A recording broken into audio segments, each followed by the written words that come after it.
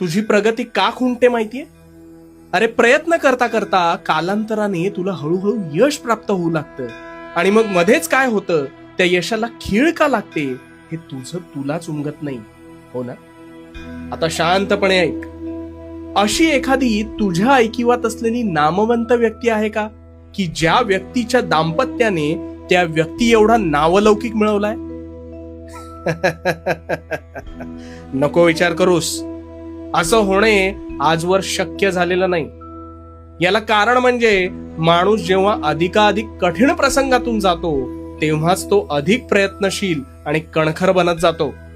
अशा वेळेस बुद्धी चातुर्याच्या बळावर मेहनतीने परिस्थितीला मात देत अनेक शिखर तो गाठतो. पण ह्या उलट परिस्थिती त्यांच्या दाम्पत्याला असते. त्यांना ह्या परिस्थितीच्या झळा टोचलेल्याच नसतात. कसं आहे, हिरा जो आहे ना